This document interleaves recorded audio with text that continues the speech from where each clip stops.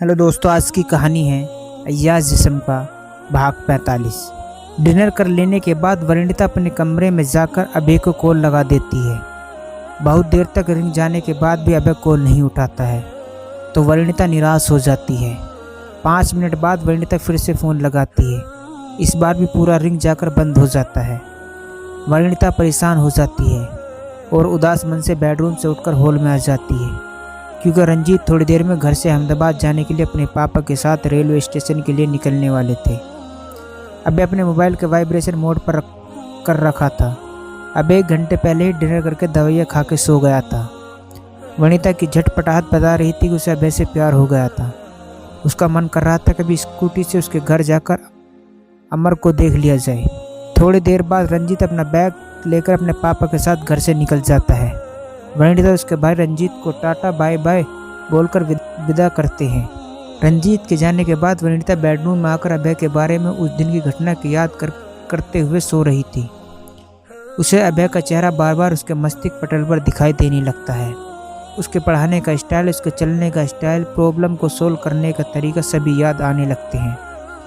दूसरे दिन 3 बजे के आसपास वनिता अपने कॉलेज की क्लास से निकलकर ट्यूशन पढ़ाने की जगह में जा रही थी। आज नीता कॉलेज नहीं आई थी। नीलम आएगी या नहीं उसकी वनिता को पता नहीं था। अभय जहाँ ट्यूशन पढ़ाता है वहाँ 4 लोगों को बैठने की एक बड़ी सीमेंटेड चेयर थी। पीछे नीम का बड़ा पेड़ था। वनिता वहाँ आकर अभय का इंतज़ार कर रही थी। थोड़ी देर इंतज़ार करने के बाद उसे लगता है यहाँ इंतज़ार करने के बजाय अभय को कॉल करके पूछ लिया जाए कि वह आएगा कि नहीं। उसे अभय पर गुस्सा भी आ रहा था कि कल उसने रात को मोबाइल में 2 बार कॉल किया पर उसने रिटर्न कॉल नहीं किया। वनिता अपने बैग से मोबाइल निकालती है और कॉल लगाने ही वाली थी। उसकी नज़र सामने थोड़ी दूर पर बने पार्किंग में बाइक खड़ी करते हुए अभय पर पड़ती है। अभय बाइक लॉक करके एक हीरो की तरह चलता हुआ उसकी ओर आता हुआ दिखाई देता है। वह मोबाइल वापस बैग में रख देती है। अभय को देखकर उसका चेहरा खिल जाता है। वह अभय के चलने के स्टाइल से फिदा हो जाती है। वनिता आज पहली बार अभय को चलता हुआ आता नहीं देख रही थी। इससे पहले भी उसने कई बार देखा था, पर आज की बात कुछ और थी। अभय नज़दीक आकर कहता है, नीता तो आज कॉलेज नहीं आई होगी, नीलम कहाँ है? वनिता कहती है, नीलम दूसरी क्लास में पढ़ती है, मैंने आज उसे भी नहीं देखा।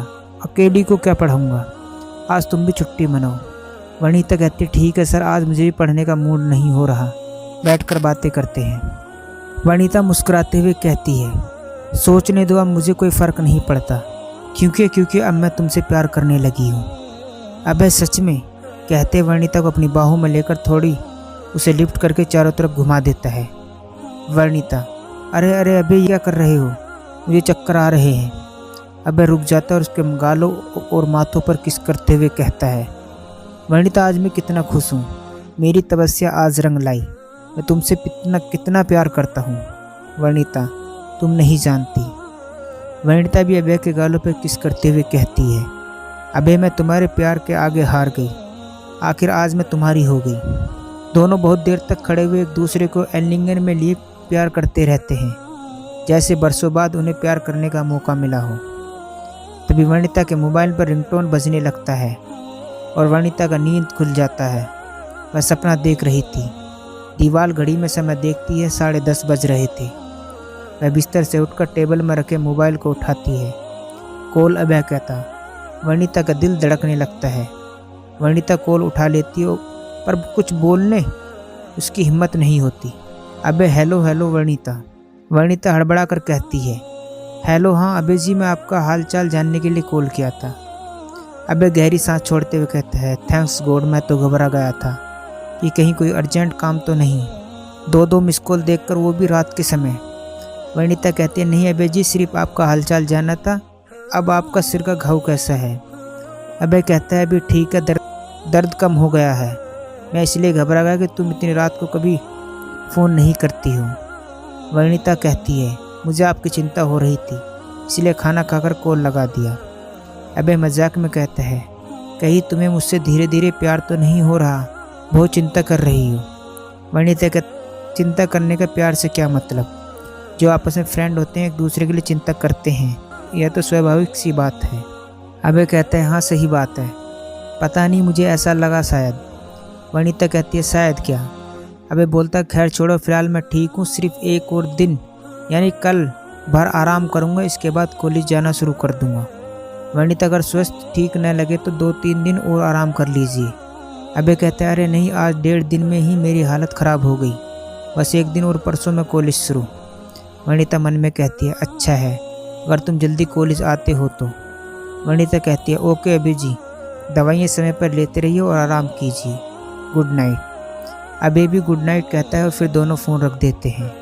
वनिता ने फ़ोन तो रख दिया था, पर मन कर रहा था कि अभी उसके सपने को सच कर दिया जाए और गुड नाइट बोलने के पहले अभय से अपने दिल की बात कह दे कि आई लव यू अभय। क्या होगा आगे जानने के लिए कहानी का अगला भाग ज़रूर देखें। दोस्तों ये था अय्याज़ जिस्म का भाग 45। दोस्तों कहानी अच्छी लगी हो तो चैनल को सब्सक्राइब करना न भूलें।